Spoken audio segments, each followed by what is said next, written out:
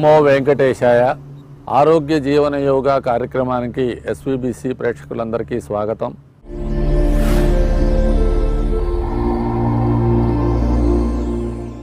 ఈరోజు కార్యక్రమాన్ని మనం గురు ప్రార్థనతో ప్రారంభిద్దాం. ఓం గురుర్ బ్రహ్మ గురుర్ విష్ణు గురుర్దేవో మహేశ్వరః గురు సాక్షాత్ పరబ్రహ్మం తస్మై శ్రీ గురవే నమః.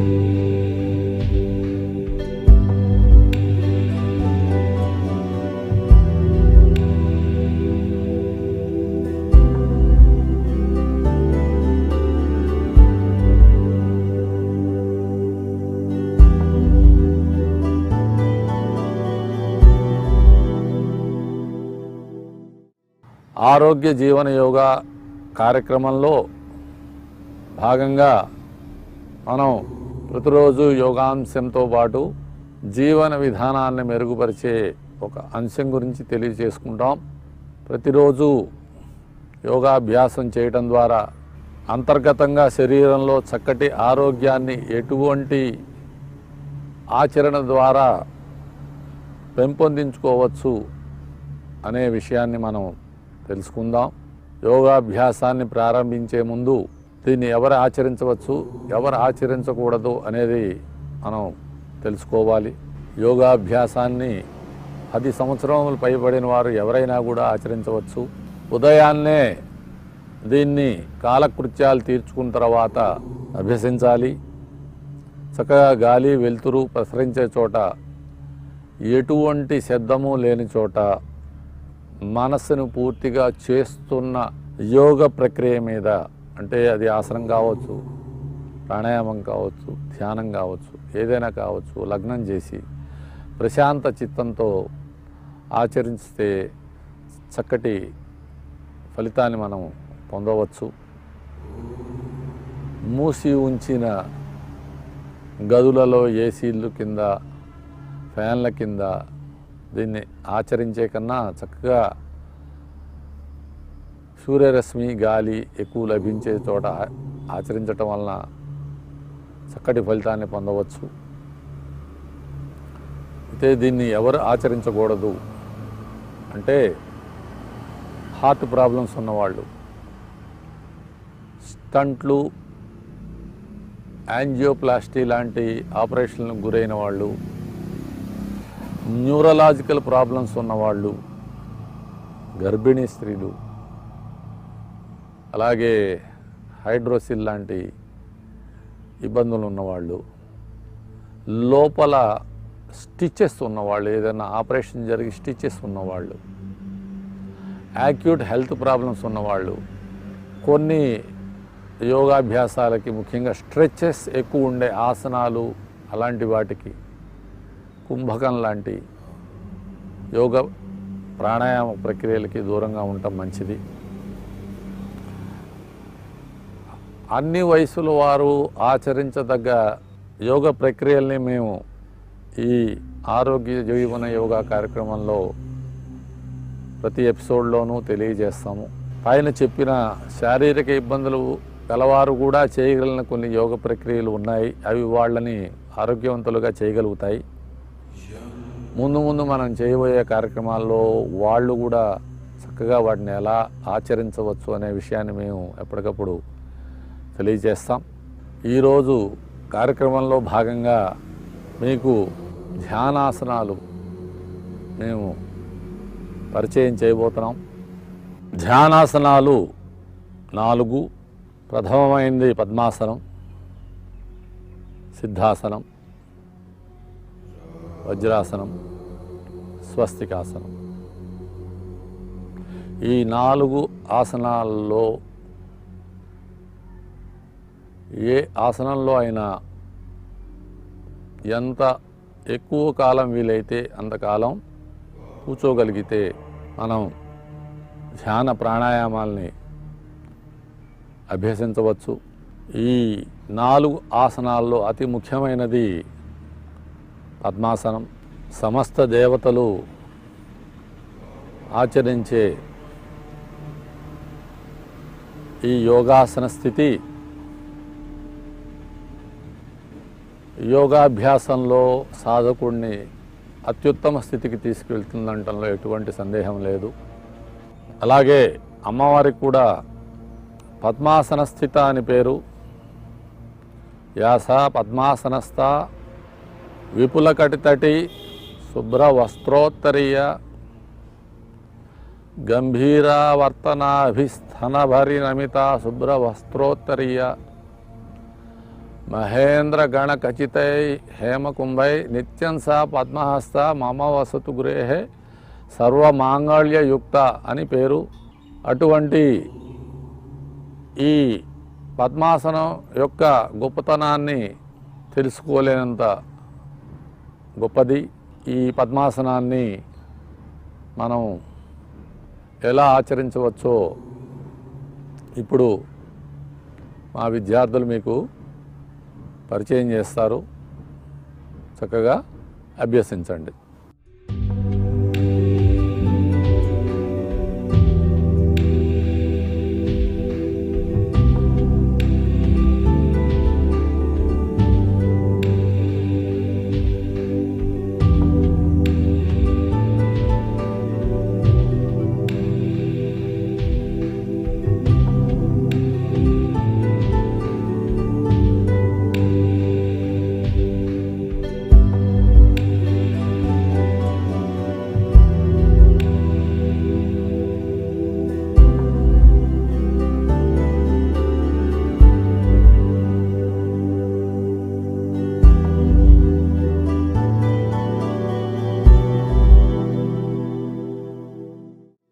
ఇప్పుడు మా శ్రీ వెంకటేశ్వర వేదిక్ యూనివర్సిటీ విద్యార్థుల ద్వారా మీరు ఈ పద్మాసనాన్ని, అర్ధపద్మాసనాన్ని, సుఖాసనాన్ని తెలుసుకుందరు. కానీ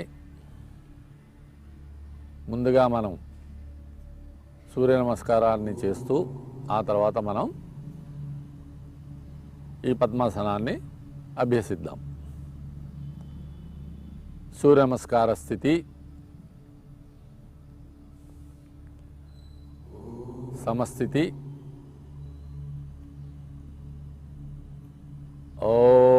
ఓం మిత్రాయ నమః.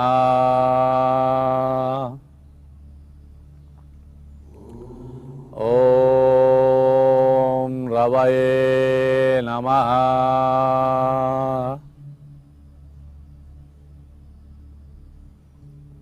ఓం సూర్యాయ నమః.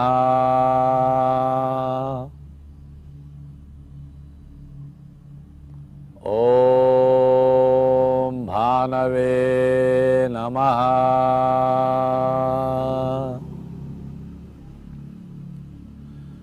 ఓం ఖగాయ నమః.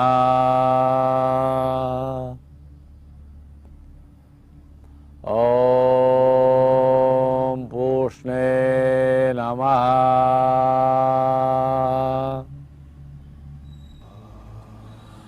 ఓం హిరణ్యగర్భాయ నమః.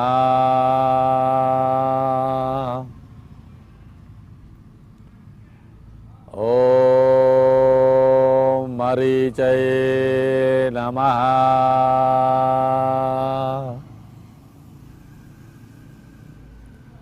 ఓం ఆదిత్యాయ నమః.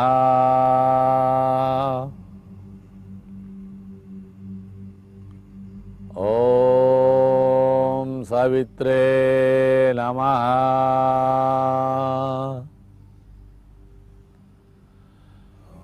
ఓం అర్కాయ నమః.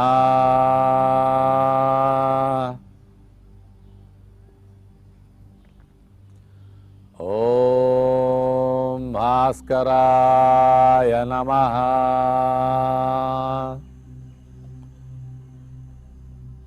ఉపవిశ. ఇప్పుడు ఈ పద్మాసనంలో మనం ఎలా మన శరీరాన్ని ఏర్పాటు చేసుకోవాలి అనేది మీకు చక్కగా విపులంగా వివరించడం జరుగుతుంది. సమస్థితి మనం దీన్ని ఒక క్రమ పద్ధతిలో నేర్చుకుందాం. కౌంట్ మేము సంస్కృతంలో ఇస్తాం, కన్ఫ్యూజన్ ఏమీ ఉండదు. ఇలా చేయటం వల్ల మీకు అతి సులువుగా ఆసనం చేయటం సాధ్యం. ఏకం, మీ కుడికాల్ని చేత్తో పట్టుకుని నిదానంగా పాదాన్ని ఎడమ తొడ మీదకి తీసుకువచ్చి చక్కగా ఏర్పాటు చేసుకోవాలి. ద్వే, మీ ఎడమ పాదాన్ని పట్టుకొని కాలుని వంచుతూ నిదానంగా పాదాన్ని కుడి తొడ మీదకి తెచ్చుకోవాలి. రెండు పాదాలని సమానంగా ఏర్పాటు చేసుకోవాలి. ఎక్కడ నొప్పి కానీ బాధ కానీ ఉండకుండా చూసుకోవాలి. శరీరాన్ని నిటారుగా ఉంచి వీపు భాగాన్ని, మెడకాయని, తలకాయని ఒకే లైన్లోకి తీసుకురావాలి. 90 degrees యాంగిల్లో ఉంచే ఈ ఆసన భంగిమ జపానికి కానీ, అనుష్ఠానానికి కానీ, ధ్యానానికి కానీ, ప్రాణాయామానికి కానీ, ఇతరత్ర అనేక యోగ సాధనలకి అనువుగా ఈ పద్మాసనం ఏర్పాటు చేయబడింది. చక్కగా శరీరాన్ని సమస్థితిలో ఉంచుకోనండి. మీ రెండు చేతుల కుడి బొటన వేలు, ఎడమ బొటన వేలు, అలాగే చూపుడు వేలుని కలిపి ఉంచిన ఈ జ్ఞానముద్రా స్థితిలో మీరు చక్కగా మీ మణికట్టు భాగాన్ని మీ మోకాళ్ళ మీద ఉంచి రెండు అరచేతుల్ని ఆకాశం వైపు చూస్తూ ఉండేలాగా ఏర్పాటు చేసుకోండి. మిగతా 3 వేళ్ళని చక్కగా కలిపి ఉంచండి. ఇది చక్కటి ధ్యాన స్థితి. ఈ స్థితిలో మనం ప్రాణాయామం కానీ ధ్యానం కానీ చక్కగా ఆచరించవచ్చు. శ్వాస సామాన్య గతిలో ఉండాలి. ధ్యాన స్థితిలో ఉన్నప్పుడు మనం మనస్సును పూర్తిగా శ్వాస మీద మగ్నం చేస్తాము. ఈ పద్మాసన స్థితిని ఎవరైతే కొద్దిగా వయసు పెద్దవారు, ఆచరించలేని వారు ప్రాణాయామం కోసం, ధ్యానం కోసం అభ్యసించినప్పుడు దీన్ని ఇంకొద్దిగా సౌకర్యవంతంగా ఎలా చేయొచ్చో మనం ఒకసారి చూద్దాం. చత్వారీ, చేతులు రెండింటిని మనం చక్కటి సామాన్య స్థితికి తీసుకుంటాం. త్రీణి,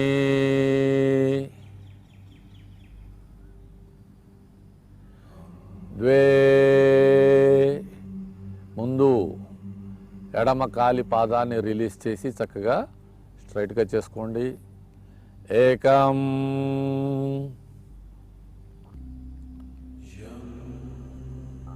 కొద్దిగా పాదాలని, కాళ్ళని లూజ్ చేసుకోవాలి. ఎక్కువసేపు ఈ స్థితిలో కూర్చోవటం వలన కొత్తలో కాసిన ఇబ్బందులు ఉంటాయి. అభ్యాసం చేసిన కొద్దీ ఆసనం సులువు అవుతుంది. ఎంతసేపు అయినా కూర్చునే పరిస్థితి వస్తుంది. యోగాభ్యాసం మొత్తం ఈ ధ్యానాసనాల మీద కేంద్రీకృతమైనందువలన క్రమేణా వీటిని అభ్యసించే కాలాన్ని మనం పెంచుకోవాలి. ఇప్పుడు సౌకర్యవంతంగా ఉండే అర్ధ పద్మాసనాన్ని మనం ఇప్పుడు ప్రయత్నం చేస్తాం. దీంట్లో ముందు కుడికాలు పాదాన్ని ఎడమ తొడ మీద ఉంచి తరువాత ఎడమ కాలి పాదాన్ని కుడి తొడ మీద పైన కన్నా కింద ఉంచడం వల్ల మీకు లాక్ రిలీజ్ అవ్వటం వలన మీకు అది సౌకర్యవంతం అనిపిస్తుంది. ఒకసారి అందరూ పరిశీలించండి. సమస్థితి. ఏకం. ముందుగా కుడికాలి పాదాన్ని ఎడమ తొడ మీదకి నిదానంగా కాలుని ఉంచుతూ తీసుకొచ్చి పెట్టుకోండి చక్కగా. ద్వే. ఇప్పుడు ఎడమ కాలి పాదాన్ని కుడి తొడ మీద పైన ఉంచే బదులు కుడి తొడ కింద ఏర్పాటు చేసుకుంటాం. ఇది కాస్తంత సౌకర్యంగా చేయగలిగిన స్థితి. ఈ స్థితిలో కూడా మనం యథావిధిగా యోగాభ్యాసాన్ని కొనసాగించవచ్చు, చక్కటి ఫలితాన్ని పొందవచ్చు. 3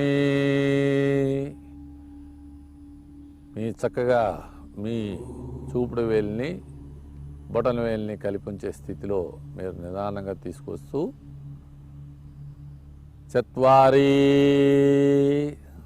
చక్కటి ధ్యాన స్థితిలో కూర్చోండి.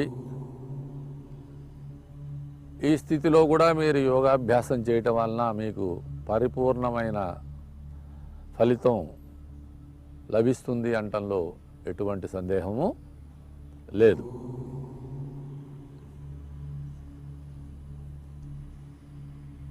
చత్వారి.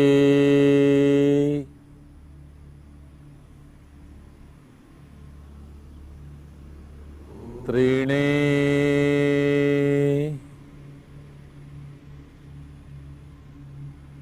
ద్వే. నిదానంగా కింద ఏర్పాటు చేసిన ఎడమ పాదాన్ని మళ్ళీ సాధారణ స్థితికి తీసుకువద్దాం. ఏకం. 2 పాదాలని కలిపి ఉంచే స్థితికి తీసుకొచ్చి కొద్దిసేపు పాదాలని కాళ్ళని మనం రిలాక్స్ చేద్దాం.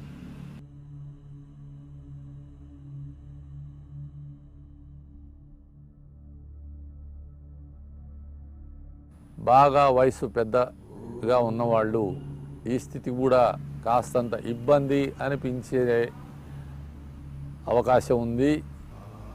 అలాంటి వాళ్ళకి సౌకర్యంగా ఉండటం కోసం ఇంకా సులువైన పద్ధతి ఒకటి ఉంది.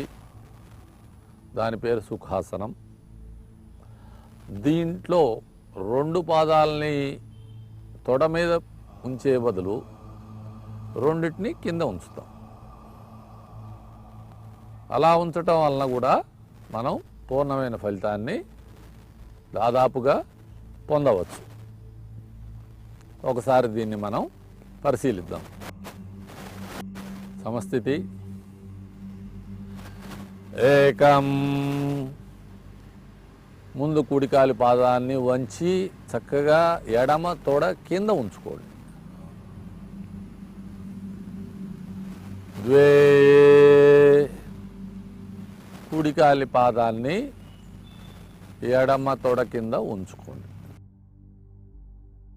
ఇది మన అందరికీ పరిచితమైన స్థితే. చదువుకునే భోజనం చేసేటప్పుడు ఇతరత్రా మనం ఈ స్థితిలో కూర్చుంటాం. సామాన్య భాషలో దీన్ని బాసింపట్టు అంటాం. ఈ స్థితిలో కూడా మనం శరీరాన్ని నిటారుగా ఉంచి మనం అభ్యాసం చేస్తాం. 3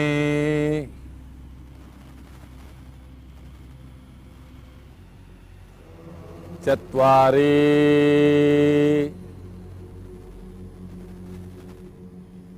బొటన వేలిని చూపుడు వేళ్ళని కలిపి ఉంచి మిగతా 3 వేళ్ళని కలిపి విడిగా కలిపి ఉంచే స్థితిలో చక్కగా మీ రెండు చేతుల్ని మీ మోకాళ్ళ మీద ఏర్పాటు చేసుకుని చక్కగా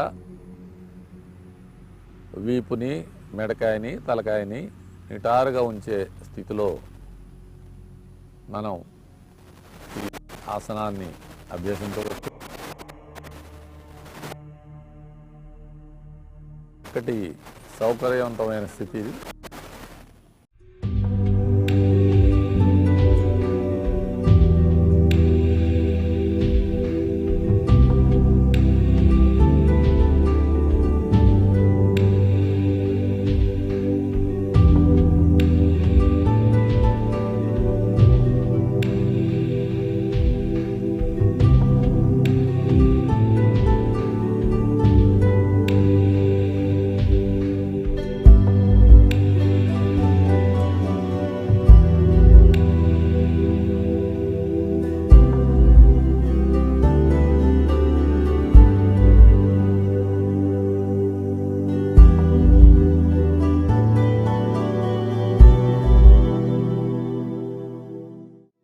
ఇప్పటి వరకు మీరు సూర్య నమస్కారాలు, పద్మాసనంలో 3 వేరియేషన్స్, అంటే వాళ్ళ సౌకర్యాన్ని బట్టి ఎవరు ఎలా చేయగలరు అనేది మీరు చూసి ఉన్నారు.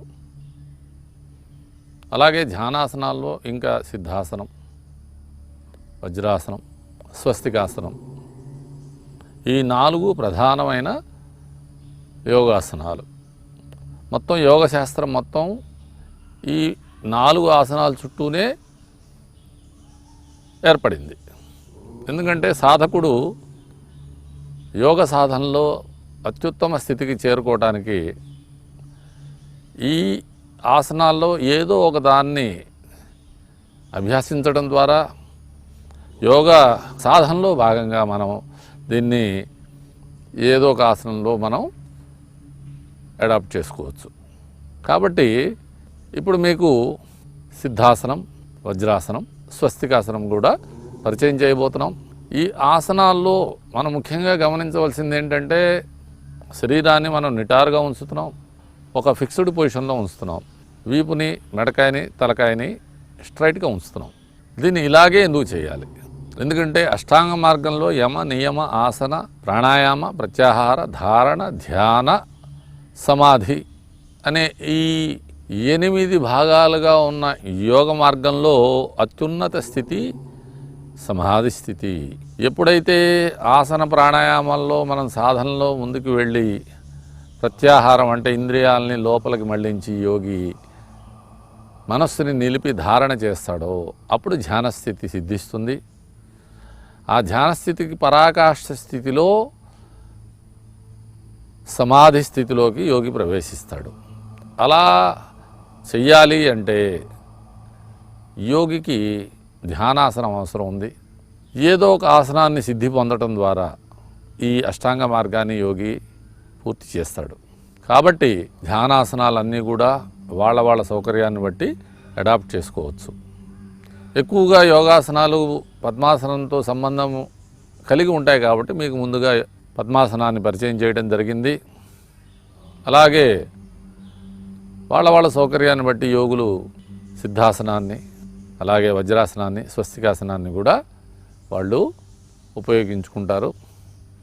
ఇప్పుడు మీకు మేము సిద్ధాసనాన్ని పరిచయం చేయబోతున్నాం. పద్మాసనంతో పాటు అత్యున్నతమైన స్థితికి యోగిని లేదా సాధకుడిని తీసుకెళ్ళగల ఆసనం ఇది. ఎక్కువ మంది యోగులు, యతులు, సన్యాసులు, అలాగే యోగ సాధకులు, సిద్ధులు ఈ సిద్ధాసనాన్ని ఉపయోగిస్తారు. కేవలం సాంసారికులకి ఉద్దేశించబడింది కాదు. దానికి ఒక కారణం ఉంది. సిద్ధాసనం మనం చేసినప్పుడు ఈ సిద్ధాసన స్థితిలో సాధకుడు వీర్యాన్ని అది ఎక్కడ తయారవుతుందో అక్కడికే మళ్ళీ వెనక్కి పంపిస్తాడు. అలా పంపించడం వల్ల సాధకుడు ఊర్ధ్వరేత స్క్వేత అవుతాడు. అంటే వీర్యాన్ని పైకి పంపించే సాధన ఇది. దీన్ని మన మహర్షులు అలాగే శ్రీకృష్ణ పరమాత్మ ఎక్కువగా దీన్ని సాధించాడు. అందుకే ఆయనకి యోగీశ్వరుడు అని మనం పిలుచుకుంటాం. కాబట్టి ఇటువంటి ఉత్కృష్టమైన ఈ సిద్ధాసనాన్ని మనం ఎలా చేయాలి అనేది ఒకసారి మనం పరిశీలిద్దాం.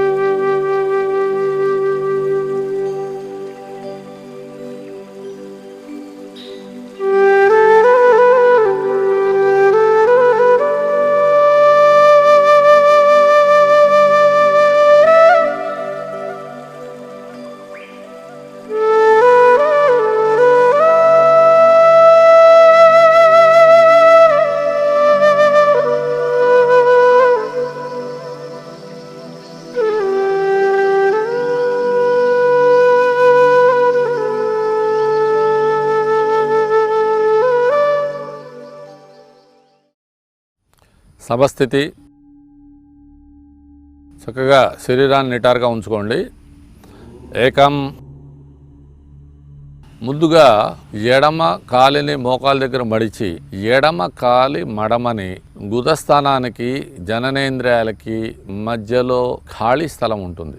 ఆ ఖాళీ స్థలంలో ఎడమ కాలి మడమని అదిమి పెడతాం. ఎందుకంటే మెదడులో తయారైన వీర్యము నిదానంగా ఆ వీర్యనాడి ద్వారా కింద దాకా ప్రవహిస్తూ ఉంటుంది. అలా ప్రవహించే వీర్యాన్ని మనం గనక వెనక్కి పంపించగలిగితే సాధకుడికి తేజస్సు, ఓజస్సు, ధారణ శక్తి ఇవన్నీ పెరుగుతాయని చెప్పి యోగశాస్త్రంలో చెప్పబడింది. ఎప్పుడైతే ఈ ఎడమ కాలి మడమతో మనం ఆ వీర్యనాడిని తొక్కి పెడతామో అది రివర్స్లో నిదానంగా మళ్ళీ పైవైపు దాని పుట్టుక స్థానానికి వెళ్ళిపోతుంది. దాన్నే మనం ఊర్ధరేతస్క్వేత అంటాం. ఇప్పుడు కుడికాలిని మడిచి ఎడమ మడమ మీద పైకి జననేంద్రియాలని ఉంచి ఈ కుడికాలి మడమ ఎడమకాలి మడమ మధ్యలో జననేంద్రియాలు ఉండేలాగా మనం దాన్ని అడ్జస్ట్ చేసుకోవాలి. ద్వే. ఇప్పుడు కుడికాలుని మడిచి మోకాలు దగ్గర నిదానంగా జననేంద్రియాలకి పై భాగంలో ఉండేలాగా అడ్జస్ట్ చేసుకోండి. అంటే కుడికాలి మడమ ఎడమకాలి మడమ మధ్యలో మన జననేంద్రియాలు ఉంటాయి. ఇప్పుడు మీ కాలి వేళ్ళని ఈ పిక్కల మధ్యలో ఉండే గ్యాప్లో అడ్జస్ట్ చేసుకోవాలి.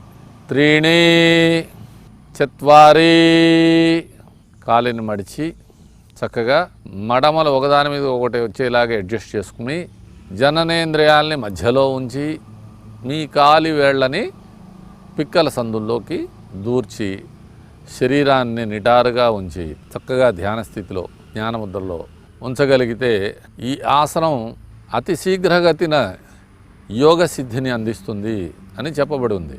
కాన్సంట్రేషన్కి అలాగే ధారణ శక్తికి చక్కటి దోహదం చేసే ఆసనం ఇది. అయితే ఈ ఆసనం స్త్రీలకు నిషిద్ధం అని చెప్పబడింది యోగశాస్త్రంలో. చిన్న వయసు పిల్లలకి కూడా ఇది నిషిద్ధం.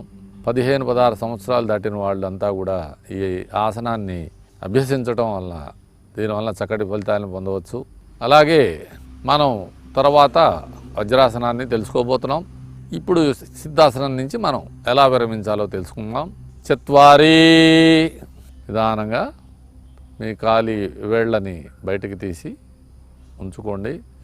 3 మీ కుడికాలి పాదాన్ని మళ్ళీ స్ట్రైట్గా చేసుకోండి. 2 ఏకం సమస్థితిలోకి రండి.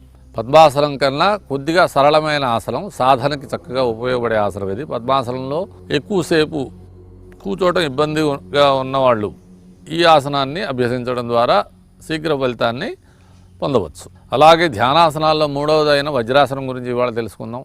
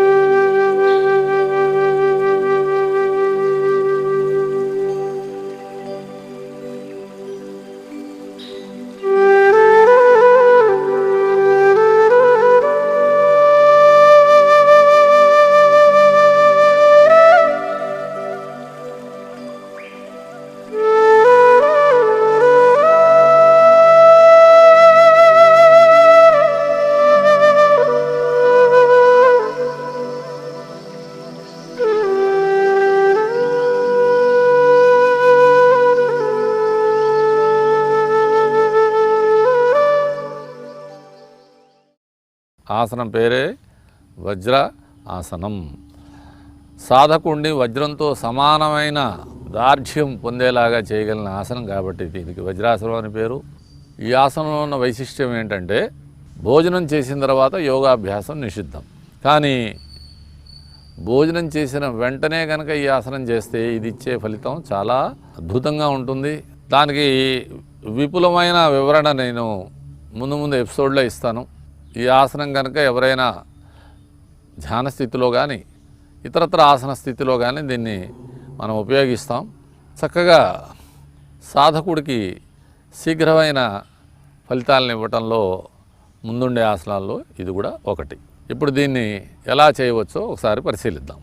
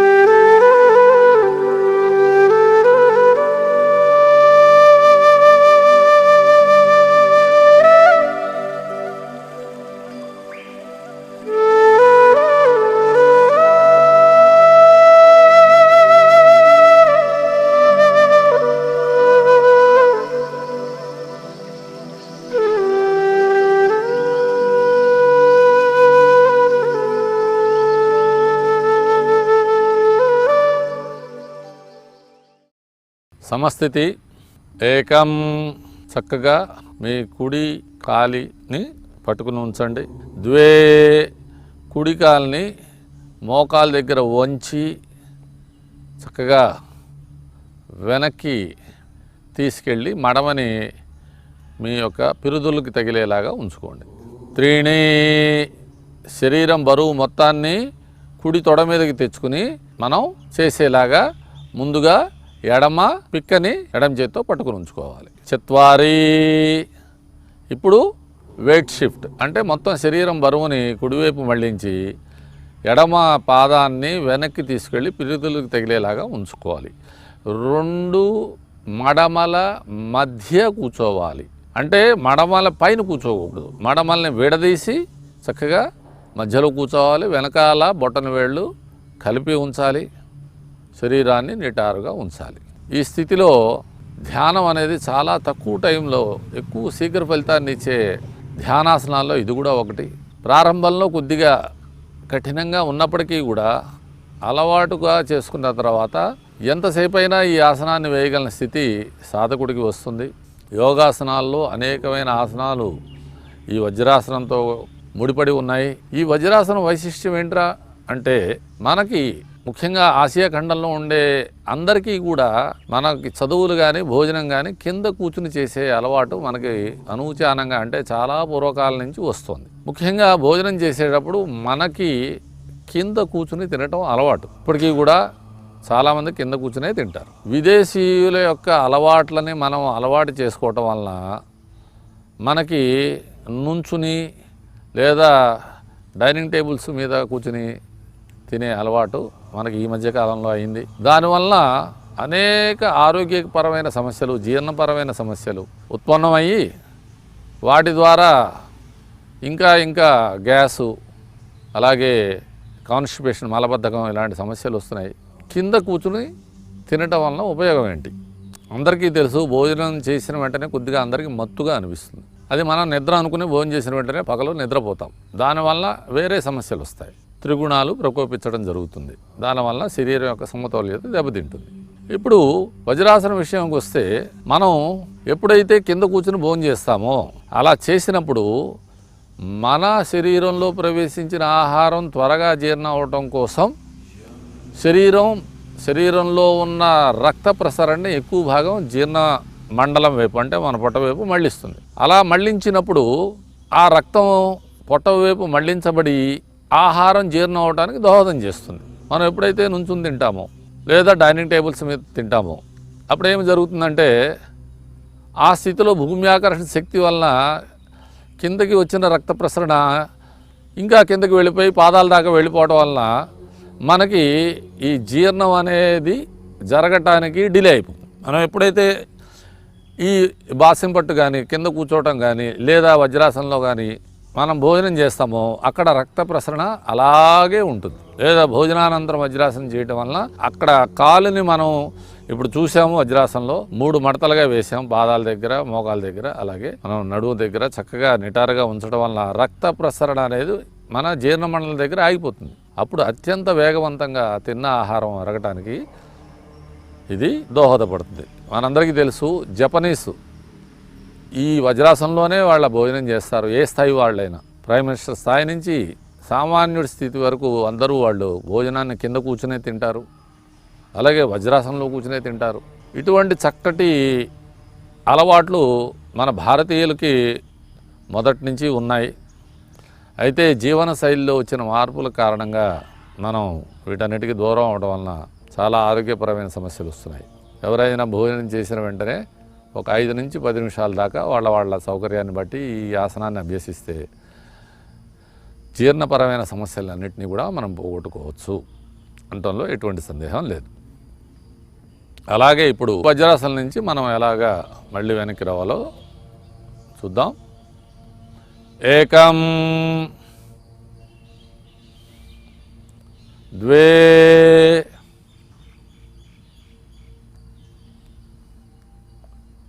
త్రీణి చక్కగా వెయిట్ షిఫ్ట్ చేసి రెడీగా ఉంచితే శరీరాన్ని చత్వారి మళ్ళీ మనం సమస్థితికి చేరుకుంటాం. ప్రారంభంలో కొద్దిగా కఠినమైనప్పటికీ కూడా సాధన ద్వారా ఎంతసేపు అయినా కూర్చుని ధ్యానం చేయగలిగిన స్థితిలో మనం ఈ ఆసనాన్ని సాధన చేయవచ్చు. ఇప్పుడు మనం ఈ ధ్యానాసనాల్లో చివరిదైన స్వస్తికాసనం గురించి తెలుసుకుందాం. సిద్ధాసనంలో మనం మడమల్ని ఒకదాని మీద ఒకటి చేర్చి మధ్యలో జననేంద్రియాలు ఉండే విధంగా మనం సాధన చేసాం. కాలి వేళ్ళని పిక్కల్లోపు కొద్దిగా దూర్చి మనం ఉంచాం. స్వస్తికాసనంలో మళ్ళీ మనం ఇంచుమించుగా అదే చేయబోతున్నాం. కాకపోతే దీంట్లో జననేంద్రియాల పైన కింద మనం కాలి మడమలను ఉంచాము. కేవలం కాలి వేళ్ళని పిక్కల సందుల్లో దూర్చి మాత్రం ఉంచుతాం. ఒకసారి పరిశీలిద్దాం.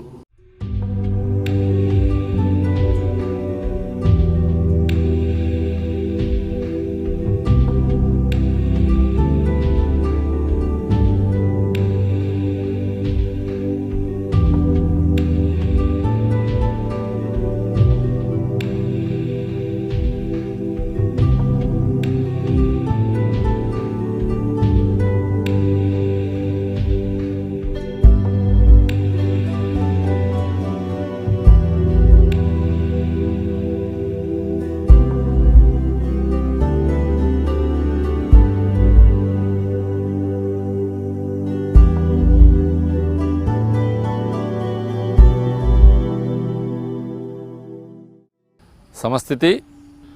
ఏకం చక్కగా మీ మడమని పట్టుకుని ఉంచండి. ద్వే పాదాన్ని మడిచి చక్కగా లోపలికి ఏర్పాటు చేసుకోండి. త్రీణి కాలి మడమని పట్టుకుని ఉంచుకోండి. చత్వారి పిక్కల మధ్యలో ఉండే సంధిలో ఈ వేళ్ళని చక్కగా దూర్చి శరీరాన్ని నిటారుగా ఉంచాలి. చక్కటి ముద్రాస్థితిలో మనం ఈ ఆసనంలో ఎంతసేపు అయినా సౌకర్యవంతంగా ధ్యానం చేయవచ్చు. చక్కగా జ్ఞానముద్ర వేసి ఈ ఆసనాన్ని కనుక సాధన చేస్తే ధ్యానం అనేది అత్యంత శీఘ్రంగా మనకి సిద్ధిస్తుందంటంలో ఎటువంటి సందేహం లేదు. ఆసనాన్ని విరమిద్దాం. చత్వారి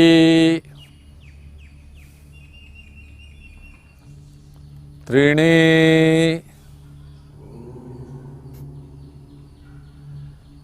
ద్వే ఏకం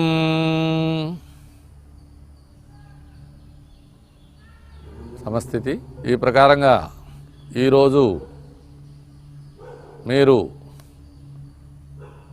ధ్యానానికి ఉపకరించే అతి ముఖ్యమైన ఆసనాలని తెలుసుకొని ఉన్నారు. యోగ శాస్త్రం మొత్తం కూడా ఈ 4 ఆసనాల చుట్టూనే తిరుగుతుంది అంటంలో ఎటువంటి సందేహం లేదు. యోగ సాధన చేయదలుచుకున్న వాళ్ళు, ధ్యానం చేయదలుచుకున్న వాళ్ళు, జపం, అనుష్ఠానం లేదా ధ్యాన స్థితిలో పరాకాష్ఠ స్థితికి వెళ్ళాలి అనుకునే వాళ్ళు ఈ 4 ఆసనాల్లో ఏదో ఒక దాన్ని అలవాటు చేసుకుంటే ఆసన సిద్ధి అవుతుంది. ఆసన సిద్ధి అంటే కనీసం ఒక ఆసనంలో కదలకుండా 3 గంటలు కనీసం కూర్చోగలిగితే ఆసన సిద్ధి అవుతుందని శాస్త్రంలో చెప్పబడింది. అలా గనక మనం సాధన చేయాలి అంటే మన శరీరం సహకరించాలి, మనసు సహకరించాలి. సామాన్యంగా శరీరంలో ఎటువంటి ఇబ్బంది ఉన్నా కూడా సాధకుడు అంతసేపు కదలకుండా ఉండడం అనేది అసాధ్యం. శరీరాన్ని బలంగాను, దృఢంగాను, ఆరోగ్యంగాను, అలాగే మనస్సుని చింతారహితంగాను, దుఃఖరహితంగాను ఉంచుకోవాలి. అప్పుడే యోగ సాధనలో ముందుకు వెళ్తాం. అందుకోసమే మనం యోగాభ్యాసంలో మిగతా అన్ని ఆసనాలు వేస్తాం. ఆయా ఆసనాల్లో ఆయా శరీర భాగాలని దృఢపరచుకోవడం ద్వారా ఏకమొత్తంగా ఈ చెప్పబడిన ధ్యానాసనాల్లో ఏదో ఒక ఆసనంలో మనం స్థిరంగా ఎక్కువసేపు ఉండగలిగితే ఆ ఆసనం ద్వారా మనకి సిద్ధి లభిస్తుంది. దాన్నే మనం స్థిర సుఖమాసనం అంటాం. అంటే ఒక ఎక్సర్సైజ్, ఒక వ్యాయామం చేయడం ద్వారా మనం 1 గంట తర్వాత అలసిపోతాం. ఎందుకంటే శక్తి వినియోగం జరుగుతుంది అక్కడ. కానీ ఆసనాల్లో శక్తి కన్జర్వేషన్ జరుగుతుంది. అంటే కండర శక్తి బాగా మినిమైజ్ చేయటం వలన ఆసనంలో సాధకుడు ఉన్న కొద్దీ లోపల నాడీ వ్యవస్థ, అలాగే గ్రంథులు, ఇవన్నీ కూడా ఒక చక్కటి సమన్వయంతో అవి పనిచేయటం వలన సాధకుడికి లోపల ఒక అద్వితీయమైన అనుభూతి కలుగుతుంది. ఆ అనుభూతి ఎంతసేపు సాధకుడు చేయగలిగితే అంతసేపు పెరుగుతూనే ఉంటుంది. ఇది ఎక్సర్సైజ్కి ఎగ్జాక్ట్లీ రివర్స్. అందుకనే పతంజలి మహర్షి స్థిర సుఖమాసనం అని చెప్పి ఉన్నాడు. అంటే ఎంత యోగ సాధన చేస్తే అంతసేపు మనకి ఆ ఆసనం వలన సౌకర్యము, సుఖము కలగాలి తప్పితే బాధ, కష్టం, నొప్పి కలగకూడదు. యోగాభ్యాసం అనేది వ్యాయామంలాగా చేస్తే మేము చెప్పినవన్నీ కూడా కలుగుతాయి. దాన్ని క్రమేణా సాధన కాలాన్ని పెంచుకుంటూ అభ్యసిస్తే పతంజలి యోగ సూత్రకారుడు చెప్పినట్టుగా మనకి ఆ ఆసనం వల్ల ఫలితాలు సిద్ధిస్తాయి. కాబట్టి మనం యోగ సాధనలో ఇంకా ఇతరత్ర ఏ ఆసనాలు చేయటం ద్వారా మనం ఎటువంటి లబ్ధి పొందొచ్చు అనేది మనం తెలుసుకోబోతున్నాం.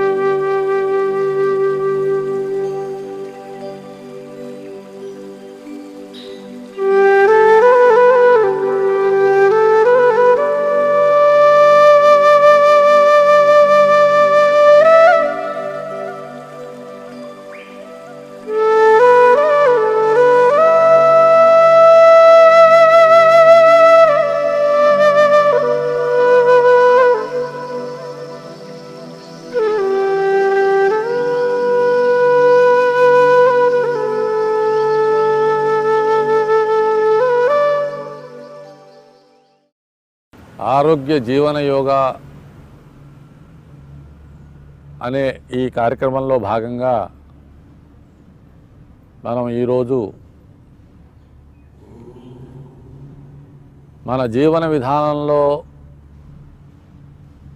వచ్చిన మార్పులు మన మీద ఎటువంటి ప్రభావాన్ని చూపిస్తున్నాయి, మన ఆరోగ్యాన్ని అవి ఎలా ప్రభావితం చేస్తున్నాయి అనేది తెలుసుకుందాం. ఈ ప్రపంచం గత శతాబ్ద కాలంగా ఆధునికంగా ఎన్నో మార్పులకి గురై ఉన్నది. ఎన్నో రకాలైన ఆవిష్కరణలు మన జీవితాన్ని సౌకర్యవంతంగా తీర్చిదిద్ది మన జీవన విధానాన్ని సమూలంగా మార్చేశాయి. అయితే మనం గుర్తు ఉంచుకోవాల్సిన విషయం ఏమిటంటే, ఈ శరీరం స్వభావరీత్యా ప్రాకృతికమైనది. అంటే ప్రకృతి ద్వారా ఇది తయారు చేయబడినది. ముఖ్యంగా శరీరము ఒక జడం, అంటే ఒక స్థిరమైన ఒక విధానం కలిగిన ఒక డివైజ్. ఇది ఒక ఉపకరణం. దీనిలో ఉండే అన్ని అంతర్భాగాలు ఒక క్రమ పద్ధతిలో, ఒక లయలో పనిచేస్తూ ఉంటాయి. ఆ లయని మనము ఎప్పుడైతే కోల్పోతామో అప్పుడు శరీరం రోగగ్రస్తం అవుతుంది. అంటే మనం దీనికి ఏమి తినిపించాలి, ఏది తాగించాలి, అలాగే ఎప్పుడు తినిపించాలి, ఎప్పుడు తాగించాలి, దీనికి ఎప్పుడు ఎంత అవసరమైన విశ్రాంతిని ఇవ్వాలి, అలాగే దీనికి ఎంత నిద్ర ఇవ్వాలి, ఎప్పుడు లేవాలి, ఎప్పుడు పడుకోవాలి అనే విషయాలన్నీ దీంట్లో రికార్డ్ అయి ఉంటాయి. మన మెదడులోనే ఉండే ఒక జీవ గడియారం అనబడే ఆ డివైజ్లో ఈ ప్రోగ్రామింగ్ అంతా జరిగి ఉంటుంది. ఇది అనేక తరాలుగా సృష్టి పర్యంతం వస్తూ ఉన్న ఒక అంశం. అయితే ఆధునిక జీవనంలో వచ్చిన అనేక మార్పుల వలన మన జీవన విధానాన్ని మొత్తం ప్రకృతి విరుద్ధంగా తయారు చేశాము. మానసికంగా ఎన్నో మార్పులకి మనం సిద్ధంగా ఉన్నాము. కానీ మన మెదడులో ఉండే ఆ జీవ గడియారం మొదటి నుంచి రికార్డు చేసిన ఒక విధానానికే కట్టుబడి ఉంది. ఆధునిక జీవన విధానానికి, ఆ లోపల రికార్డ్ అయి ఉన్న విధానానికి మధ్య వచ్చే సంఘర్షణ ద్వారానే శరీరం కన్ఫ్యూజన్ గురయ్యి రోగగ్రస్తం అవుతుంది. ప్రతి మనిషికి ఒక శారీరక ధర్మం, ఒక మనోధర్మం, ఒక వయోధర్మం అనేవి ఉంటాయి. వీటిని పట్టించుకోకుండా, ఆయా ధర్మాలని అనుసరించకుండా మనం చేసే అనేకమైన పనుల వల్ల ముందు మనసు, తద్వారా శరీరం అనేక రకాలైన ఒత్తిళ్లకు గురవుతున్నాయి. ఇతరత్ర దీనికి మనకి ఉండే ఇతర అలవాట్లు తోడైతే ఆ అలవాట్ల వల్ల మన ఆరోగ్యం అస్తవ్యస్త స్థితికి చేరుకుంటోంది. అందుకే చాలా రోగాలకి సైకోసోమాటిక్ డిజార్డర్స్ అని పేరు. ఎందుకంటే అవి మనస్సులో జనితమయ్యి శరీరం ద్వారా వ్యక్తమయ్యే ఒక సమస్య. ఏ విషయానికైనా మనస్సు సిద్ధపడటం సులువు. మనస్సు సిద్ధపడినంత త్వరగా శరీరాన్ని సిద్ధం చేయటం కష్టం. మనోధర్మం వేరు, శరీర ధర్మం వేరు. మనకి ఇష్టమైన పదార్థాలని మనం శరీరం మీద ప్రయోగిస్తాం. శరీరానికి ఏది అవసరం అనేది మనం గుర్తించం. ఉదాహరణకి పెట్రోల్తో నడిచే ఒక వాహనాన్ని మనం డీజిల్తో కూడా నడుస్తుంది, కిరసనాయిల్తో కూడా నడపవచ్చు, అప్పుడు కూడా నడుస్తుంది. కానీ ఆ వాహనం యొక్క లైఫ్ టైం దెబ్బతినేస్తుంది. దెబ్బతిన్నా మొండిగా మనం అలాగే దాన్ని వాడటం వల్ల ఆ బండి ఆ ఇంజన్ యొక్క లైఫ్ టైం తగ్గిపోతుంది. ఇవాళ రేపు అందరికీ జరుగుతున్న పరిణామం ఇదే. అందుకే శరీర ధర్మాన్ని తెలుసుకుంటూ ఒక నియమిత కాలంలో ఒక సిస్టమేటిక్గా గనక మనం జీవించగలిగితే ప్రకృతి మనకి ప్రసాదించిన వరం ఏమంటే శరీరానికి తనని తానే సరి చేసుకునే అవకాశం దానికి అంతర్గతంగా ఇన్బుల్ట్గా మనకి ఉంది. దాన్నే మనం రోగనిరోధక శక్తి అనవచ్చు. అది సహజ ప్రక్రియగా మానవుడికి ప్రకృతి ఇచ్చిన వరం. దాన్ని ఎప్పుడైతే మనం ఆచరించమో భరించలేని స్థితికి ఆ శరీరం చేరినప్పుడు దానికి ఇతరత్రా అలవాట్లు కనుక జత చేరితే శరీరం రోగగ్రస్తం అవుతుంది. దాని విపరిణామం కూడా మనమే ఎదుర్కొనాల్సి వస్తుంది. ఎప్పుడైతే శరీరానికి కానీ మనసుకు కానీ సరి అయిన రిలాక్సేషను, సరి అయిన ఆహారము, సరి అయిన విశ్రాంతి మనం ఏర్పాటు చేయగలమో తప్పకుండా అంతర్గతంగానే హీలింగ్ అనేది దానంతట అదే జరుగుతుంది. దానికి ఎప్పుడైతే సరైన ఆహార విధానం, యోగాభ్యాసం లేదా వ్యాయామం, క్రీడలు లాంటివి జత అవుతాయో ఆరోగ్యం తనంతట తానే మూడై ఎండిపోయిన చెట్టు కూడా తనంతట తానే చిగురిచ్చినట్టుగా శరీరం మళ్ళీ కొత్త ఉత్తేజంతో తనను తాను బాగు చేసుకోగలుగుతుంది. మనం చేయాల్సిందల్లా దాని యొక్క అవసరాలు గ్రహించి అవకాశం ఇవ్వటమే. ఇటువంటి అవకాశాన్ని అది సద్వినియోగం చేసుకుని మనల్ని మళ్ళీ పూర్తిగా ఆరోగ్యవంతుల్ని చేస్తుండటంలో ఎటువంటి సందేహం లేదు. యోగాభ్యాసం, సూర్య నమస్కారాలు లాంటి ప్రక్రియలు ఇటువంటి ఆరోగ్యాన్ని చక్కగా త్వరగా జరిగేలాగా దోహదపడతాయంటంలో ఎటువంటి సందేహం లేదు. ఈ జీవన విధానంలో భాగంగా మనం చేసే చిన్న చిన్న పొరపాట్లు అవి మనకి ఎటువంటి అనారోగ్య స్థితిలోకి నెడుతున్నాయో మనం ముందు ఎపిసోడ్లో తెలుసుకుందాం. ఆ అఖిలాండ కోటి బ్రహ్మాండ నాయకుడైన ఆ శ్రీనివాసుని యొక్క పరిపూర్ణమైన కృపా కటాక్షం మనకు అందరికీ ఉండాలని కోరుకుంటూ సర్వే భవంతు సుఖినః, సర్వే సంతు నిరామయా, సర్వే భద్రాణి పశ్యంతు, మా కశ్చిత్ దుఃఖభాగ్ భవేత్. శ్రియత్కాంతాయ కళ్యాణ నిధయే నిధయేర్ధినాం, శ్రీవేంకట నివాసాయ శ్రీనివాసాయ మంగళం.